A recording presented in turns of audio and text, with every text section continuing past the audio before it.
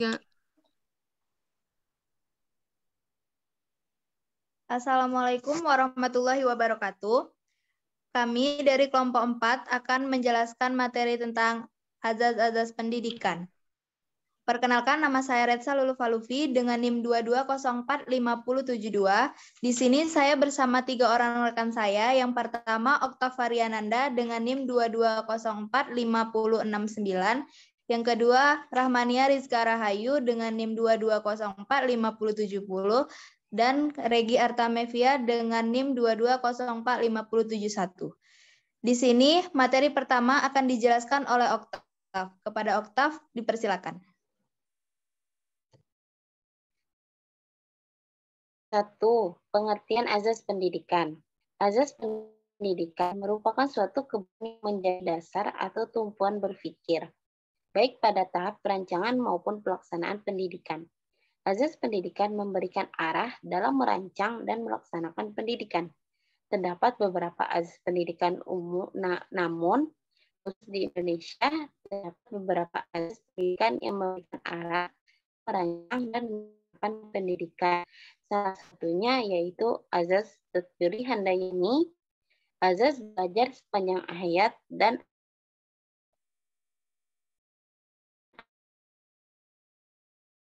yang kedua, macam-macam azas pendidikan.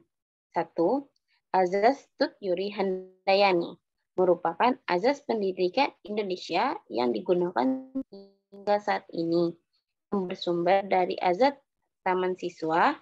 Azas ini dipelopori oleh Ki Hajar Dewantara. Azas ini bermakna bahwa setiap orang berhak mengatur dirinya sendiri dengan berpedoman kepada tata tertib kehidupan yang umum. Peserta didik diberi kesempatan untuk mencari, mempelajari, memecahkan masalah sendiri tanpa dipaksa. Kemudian materi selanjutnya akan dijelaskan oleh Regi. Kepada Regi dipersilakan. Selanjutnya, 2. Azas semesta menyeluruh dan terpadu. Merupakan azas yang terbuka bagi setiap manusia di Indonesia, mencakup semua jenis dan jenjang pendidikan, dan merupakan kesatuan usaha sadar yang tidak dapat dipisahkan dari keseluruhan usaha pembangunan bangsa. 3. Azas pendidikan seumur hidup. Merupakan azas yang merumuskan suatu azas di mana proses pendidikan merupakan suatu proses kontinu, yang bermula sejak seseorang dilahirkan hingga meninggal dunia. Kurikulum yang merancang dan menerapkan dengan memperhatikan dua dimensi vertikal dan horizontal, yaitu dimensi vertikal meliputi keterkaitan dan kesinambungan antara tingkat persekolahan dan keterkaitan dengan kehidupan peserta didik di masa depan. Serta dimensi horizontal dari sekolah, yaitu keterkaitan antara pengalaman belajar di sekolah dengan luar sekolah. 4. Azas tanggung jawab bersama. Merupakan pendidikan dilaksanakan merupakan tanggung jawab bersama, baik itu pemerintah, masyarakat, dan unit terkecil. Dengan adanya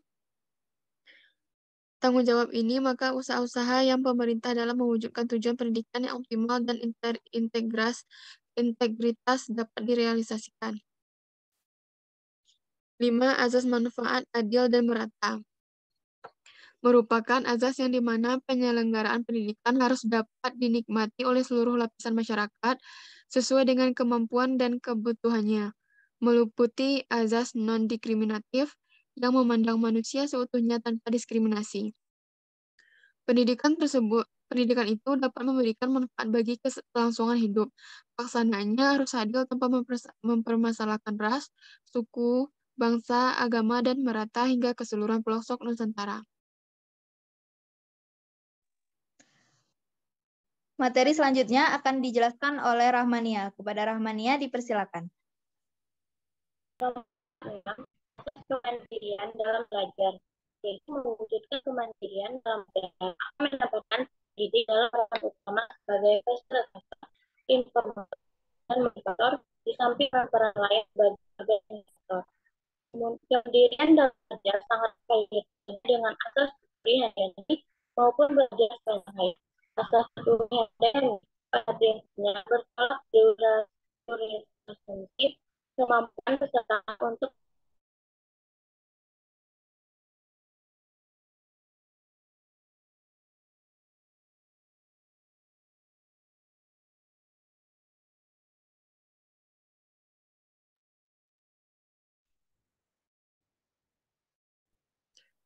Maaf, mungkin ada kesalahan kepada Nia. Akan saya lanjutkan. Yang keenam yaitu azas kemandirian dalam belajar. Mewujudkan kemandirian dalam belajar akan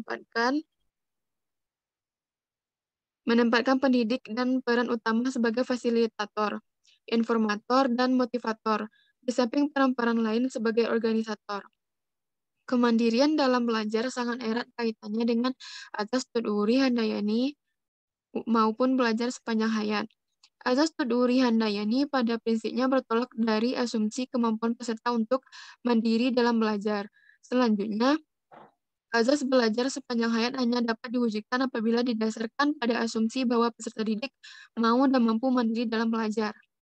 Yang ketujuh, azas alam takambang menjadi guru merupakan salah satu azas yang diterapkan dalam pendidikan di Indonesia. Azas ini merupakan pepatah yang berasal dari Minangkabau yang memiliki arti dalam terbentang luas, dijadikan sebagai sumber ilmu pengetahuan yang dapat dipelajari atau memberikan pengetahuan yang sungguh-sungguh dapat memenuhi kebutuhan hidup sepanjang zaman. Selanjutnya, A. Implementasi azas-azas pendidikan. Setiap individu dapat memilih pendidikan dan keterampilan yang dimiliki semua jenis, jalur, dan jenjang pendidikan yang ada. Pemerintah juga memberikan kesempatan yang sama untuk dapat menempuh pendidikan dan keterampilan. Bagi yang memiliki kelainan atau cacat fisik dan mental tetap dapat memperoleh pendidikan dan keterampilan sesuai dengan kelainan yang dimiliki.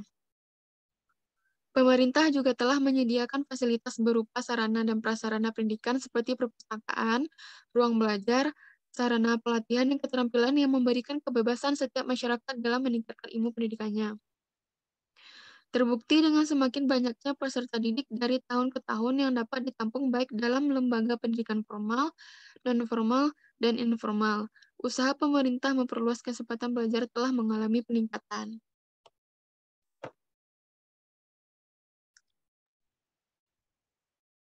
Baiklah, kesimpulan dari materi yang kami bawakan tadi yaitu asas pendidikan merupakan suatu kebenaran yang menjadi dasar atau tumpukan berpikir, baik pada tahap perancangan maupun pelaksanaan pendidikan. Dalam pelaksanaan kehidupan sehari-hari sebagai manusia yang baik, maka dapat menerapkan tingkah laku dan pengaplikasian yang dapat menggambarkan bahwa pendidikan memiliki sikap tata cara sebagai acuan landasan dalam berpendidikan yang baik dalam pelaksanaannya. Mungkin sekian yang dapat kami sampaikan dari kelompok 4. Jika teman-teman ada ingin bertanya, teman-teman dapat mengirimkannya ke kolom diskusi pada laman e-learning. Sekian dari kami. Wassalamualaikum warahmatullahi wabarakatuh.